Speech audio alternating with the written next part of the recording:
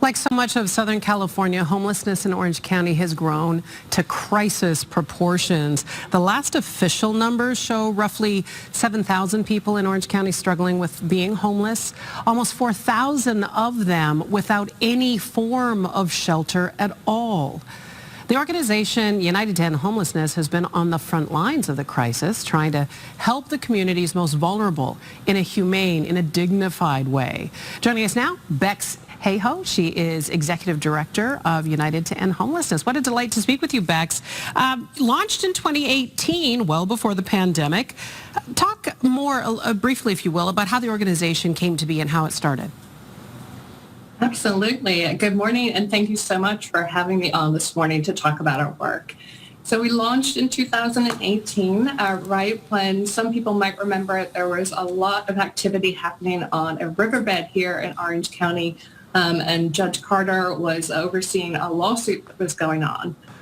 Prior to that, we had done a cost study looking at the costs of homelessness here in Orange County with UCI and Jamboree, and discovered that $299 million were being spent addressing homelessness, but homelessness was continuing to grow in our community. And through that study, discovered there were more cost-effective ways to address homelessness, so set about trying to educate people and mobilize the community to get involved in ending homelessness. That's a unique approach, a way to go, finding the way to look at it from a financial perspective that'll get certain people's attention. So talk about how that plays out in the work that you do today. Perfect. Yeah. So the cost savings were really a great way to be able to reach a new group of people around why they should be a part of solving homelessness. So we do three things. We do public awareness and education. So we teach people about homelessness and solutions for homelessness. We also empower people to be advocates for more permanent supportive housing and affordable housing. And then thirdly, we actually help move people into housing in our community through our program called Welcome Home OC. Oh, I love that. Welcome Home OC. That is such a beautiful and thoughtful and caring way and compassionate way to put it. One of the things I was tootling around on your website, and I noticed you have a section under resources called Mythbusters, and I thought this is so key. You actually bust a bunch of myths about homelessness and what it means to be homeless and what the face of homelessness looks like. And I realized that's such a key point that you are tackling is changing the public perception of homelessness.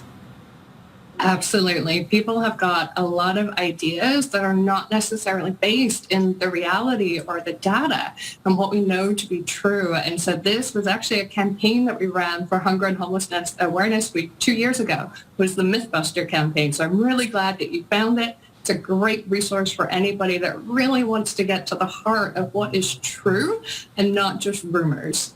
And by the way, even if you don't live in Orange County, check that part of the website out because it might help you. Look, I think it's good for us to challenge our own belief structures, and it may challenge your ideas about homelessness, and it may help you in terms of where you stand. Talk to me about the unique needs of the homeless population in Orange County. What are you finding is leading the way?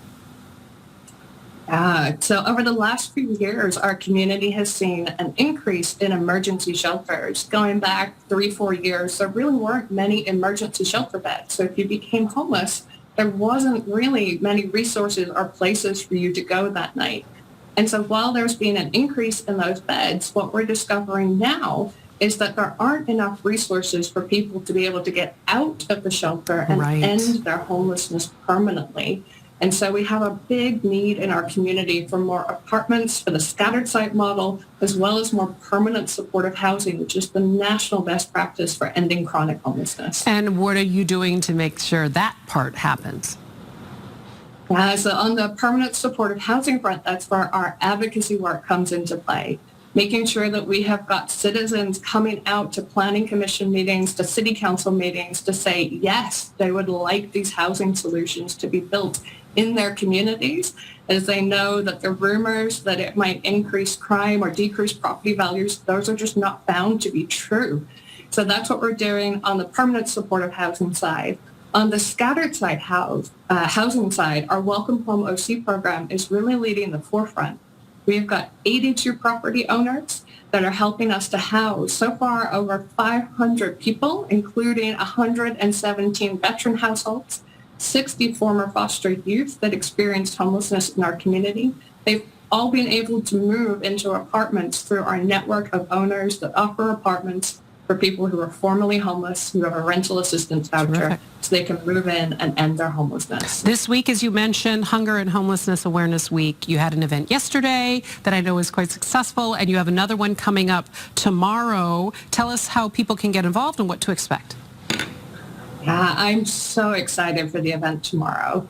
It has been a long time in planning with the Lived Experience Advisory Committee of our local continuum of care board.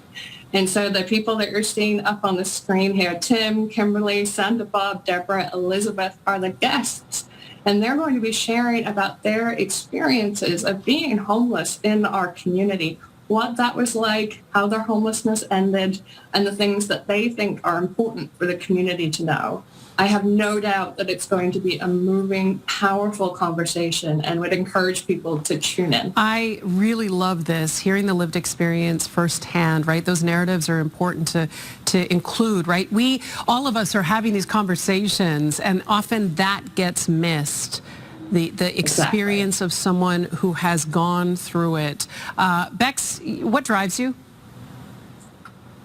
A passion for people, and that everybody deserves to be treated with dignity and respect, and also the knowledge that any of us could fall into homelessness. The reasons why people become homeless are not what others may think. Yeah. And so many people live on, one paycheck away. Yeah. And also it is possible to solve homelessness. Other communities have made huge progress.